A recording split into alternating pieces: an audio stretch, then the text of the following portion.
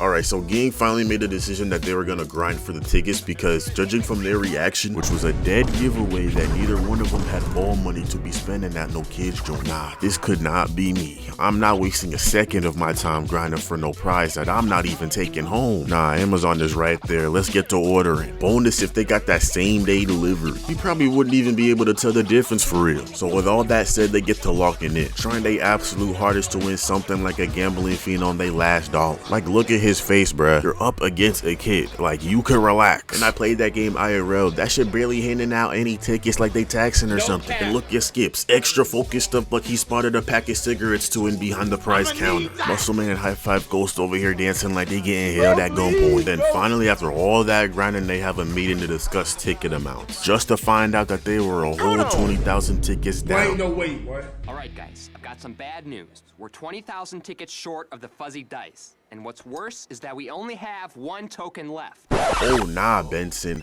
I get that y'all are 20K down from the dice, but let's not act like this all was from your doing, which was absolutely nothing. If you paid attention, everybody was on their grind shit. Rigby on air hockey, Mordecai on skis, Skips on whack-a-mole, Muscleman and HFG on the dance floor, and where exactly is Benson?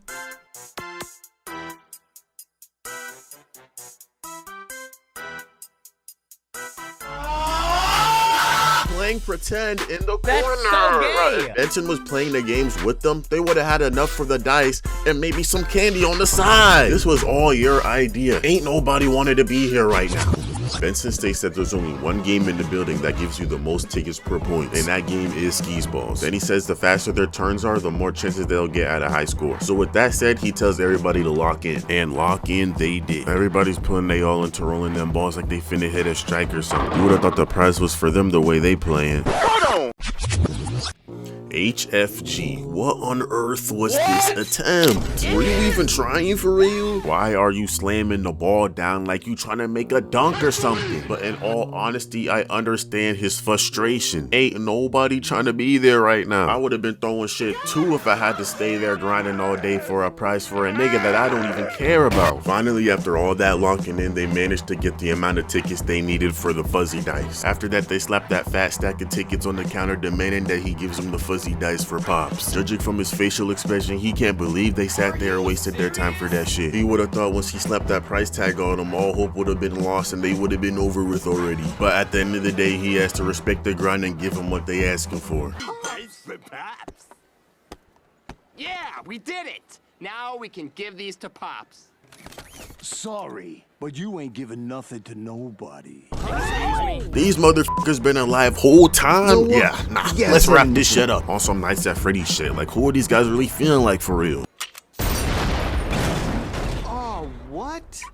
Mordecai, I just know you're not serious. You're more surprised that they had a car drop from the ceiling than what was actually in front of you? I know the show was called Regular Show, which is honestly the biggest cab, but we're talking about actual living animatronics. Have you seen Freddy's? When the hell do we panic? I swear, Mordecai is the type to come to our world and be scared because nothing abnormal is going on. There's gotta be Five Nights at Freddy's, Kong vs. Zilla, and Raining Pigs for him to feel at home. After the FNAF juniors robbed them of their prize, they took off in their getaway car to enjoy the rest of their night. Then Mordecai gets the bright idea to go after them, as if the fuzzy dice was really that important for real. Ain't nobody paying me enough money to be chasing or possess animatronics at 10 o'clock at night. Talking about some let's get them. The only place I'm going is home, and the only thing I'm finna get is the police. Like, let's be for real. If y'all really wanted to handle these niggas, y'all would have done it in the fun zone. Mordecai, you're like 6'2", and Skips is a buff-ass yeti looking like he's 6'5". And these guys looking like they 5'4", like let's be for real. If y'all don't kick them over already, Animal Control probably could have wrapped these niggas up. And me personally, before they got to the getaway, I would have ran to the back, got me a bucket of water, came back out and splashed it on they ass, how they ass malfunctioning. So they end up chasing the Freddy Juniors for the dice they put that pain in all day for, but the Juniors ain't having that. The thing tries to throw the drum at them, but they swerve right out the way just in time for the explosion. Why did it explode? I have no idea. They eventually catch up and start applying pressure to try and make them swerve off the road. road. But my question is, why is this dude looking all types geeked up like he's getting turned on from this shit? Like, is you good, Mike? Muscle Man tries jumping on the car, but the thing starts beating on him. Then Freddy Fazbear opens the door, having him hang off the side into oncoming traffic. But before the 18-wheeler flattens him, skips and manages to pull him off the road, saving his life. But then they end up swerving off the road themselves. Fazbear hits a quick chuckle and then turns into another area to continue with the getaway. But then the camera cuts to Mordecai just chilling on the side of the road as if he completely forgot he was even in the chase. I mean, can you blame him? He's probably rethinking his life decisions. Like, what the hell am I doing chasing some animatronics? Do I got a death wish or something? But soon after that, Mordecai snaps out of that and continues with the mission. The juniors pull into a docking area and try to slow down, but the brakes are done for. He must have forgot his 1980 Cadillac Eldorado has been passed due for inspection. As a result, for him not being able to slow down, he ends up crashing the whip. But before they get turned into scrap metal, they grab the dice and exit the car, which they didn't get too far. Nah, hold up. Did they walk like that this whole time? Nah, I'm starting to think y'all willingly got robbed. Y'all watched them walk like that all the way to their mobile. I would've had enough time to get 2-3 buckets of water and hit him with the meanest drop kick. They end up seeing the explosion and race over to see what happened. But as they're pulling up, the Freddy Juniors are still in recovery. They hop out the whip and tell them to run them their dice because they want them fair and square. But Fazbear tells them to get lost before he sends them flying. And he ain't talking about airlines. But realistically, they're only a couple feet from the water, which means one strong kick honestly would have done the trick. Benson asks what they would want with the dice, but the thing explains that there's diamonds in it from a lick they hit years ago. Well, 10 years ago, we knocked over Bay City Jewelers and made off with millions worth of uncut diamonds. Those diamonds are in those dice.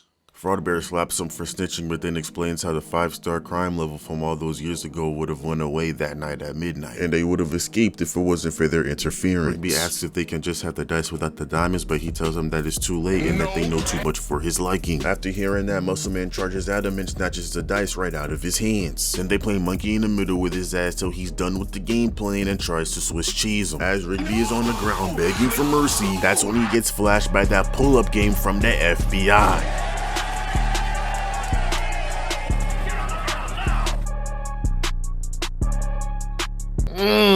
Pull-up game was too clean. They had time to set up all that and bring that loud ass helicopter in, and nobody heard or seen a thing till now. They ask him what to do and he tells them that they're just gonna do what they were made to do, which was show him a good time. Then he pulls out the blicky and starts blasting, which honestly that line was kinda cold, I'm not gonna hold you. Then he gets sniped after doing no damage, Loki bringing down the aura for real. After that, his crew starts blasting right behind him. Fake Chica tried putting up a fight, but they smoked her and had her flying into a motorboat. Then the thing starts shooting him as a last-ditch effort, but gets shot by a missile, which, I mean, I ain't even gotta explain it for real.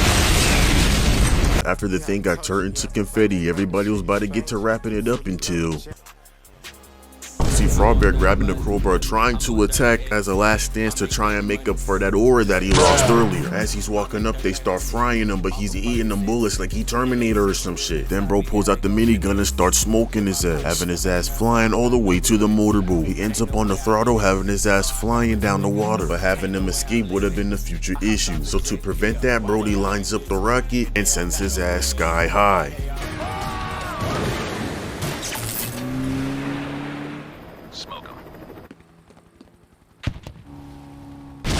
And to celebrate their victory, they all hit a group high five. Overall, a good episode. I messed with the Five Nights at Freddy's reference, which was actually kind of hard. Hope y'all enjoyed the video, and I'll catch y'all in the next one. Bitches gon' wait, bitches can play, yeah, I want the cat, yeah, I want the cake, yeah, the fucking the lane, yeah, the fucking the snake, yeah, still in the block, still in the ring, yeah, chasing that guap.